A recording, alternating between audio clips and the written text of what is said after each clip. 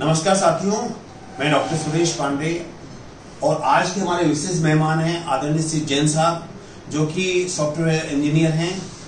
श्री जैन साहब की दाहिनी आंख में -8 नंबर का चश्मा लगा था और साथ ही साथ 1.5 डायप्टर सिलिंड्रिकल नंबर भी था, यानी कि कॉर्नियल एस्टिग्मेटिस भी थी, उनको तिरछा नंबर था। श्री जैन साहब ने अपनी आंख का ऑपरेशन करवाने से पहले काफी डिटेल में रिसर्च की, लेंस के बारे में जाना। उन्होंने गूगल पे पढ़ा, उन्होंने FDA साइट पे जाके पढ़ा और उसके बाद में उन्होंने अपने लिए बेस्ट लेंस का सिलेक्शन किया। आइए हम जानते हैं श्री जैन साहब के माध्यम से कि किस प्रकार से उन्होंने इतनी डिटेल रिसर्च करने के बाद जो लेंस का जो सिलेक्शन किया, उससे आज वो 6x6 और N6 पढ़ पा रहे हैं। 6x6 उनका दूर का विजन अनएडेड है, यानी कि बिना किसी चश्मे के साथ है, और पास का नंबर उनका N6 जो है वो चश्मे के नंबर लगाने के बाद में आ रहा है।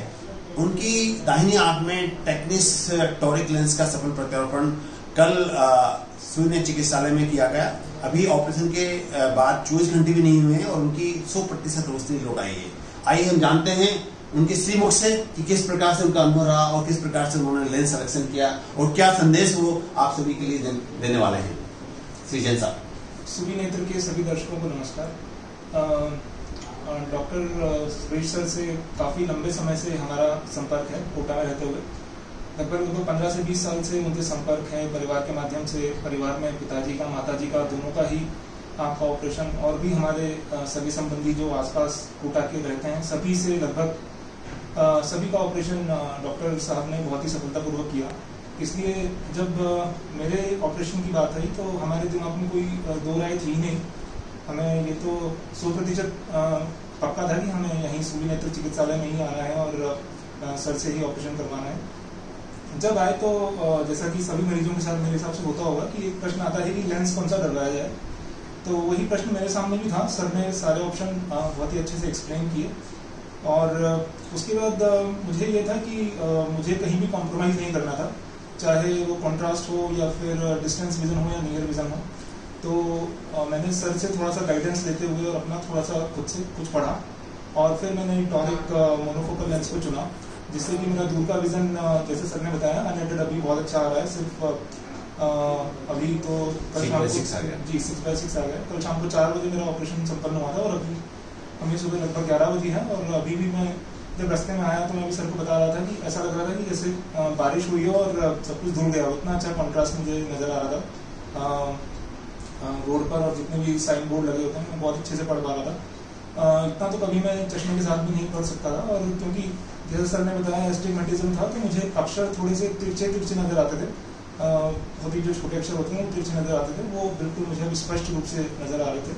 जब मैं अभी थोड़ी देर पहले रूम में पढ़ रहा था तो मतलब मुझे ऐसा लग रहा था कि जैसे बच्चों वाली चीज़ें मुझसे क्यों पढ़वा रहे हैं बार बार, इतना मुझे स्पष्ट रूप से मैं देख पा रहा था। तो मैं ज़्यादा कंसर्न था अपने पास वाले विजन के लिए, बट वो क्योंकि मेरा निर्णय है उसमें मुझे चश्मा बिल्कुल लगाना ही पड़ेगा।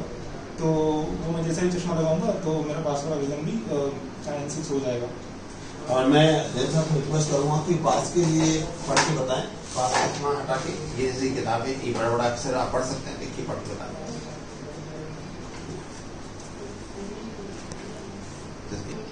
Entrepreneurship for doctors: how to build your own successful medical practice. Entrepreneurship for doctors: how to build your own successful medical practice, in an ultimate guide to help you start and build your own successful medical practice. Some researchers questioned the accuracy of the IOM study, criticizing the statistical handling of measurement.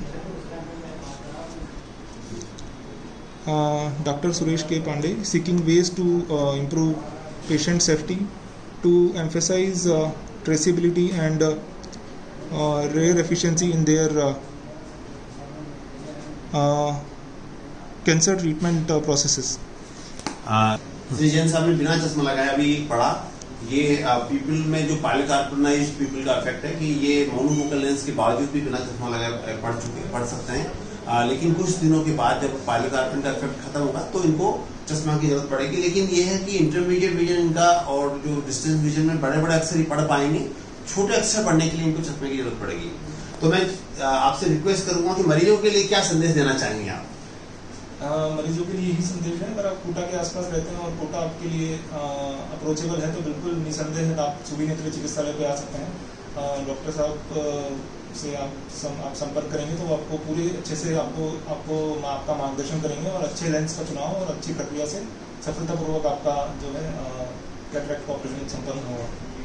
Thank you so much Jain साहब आपके trust के लिए। और मैं सभी मरीजों से गुजारिश करता हूं कि आप जब भी ऑपरेशन कराएं, जहां कभी कराएं, अपने ऑपरेशन के बारे में पूरी डिटेल समझें, डॉक्टर से समझें, काउंसलर से समझें और समझने के बाद ही आप निर्णय में पहुंचें। और इस विषय में मैं जैन साहब को अप्रिशिएट करूंगा कि इन्होंने पूरी डिटेल को समझा, टॉरिक लेंस के बारे में समझा और उसके बाद ही इन्होंने निर्णय लिया।